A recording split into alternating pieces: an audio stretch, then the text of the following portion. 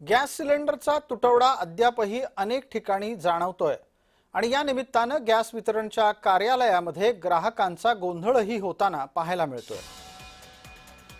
Gas वितरण करणाऱ्या एजन्सीच्या ऑफिसमध्ये झालेला वाद कॅमेऱ्यामध्ये चित्रित झालाय, तो आपण स्क्रीनच्या एका बाजूला पाहतो आहोत। ग्राहकानं महिला कर्मचाऱ्यावर टेबल उलटवल्याच्या नंतर हा वाद पेटला।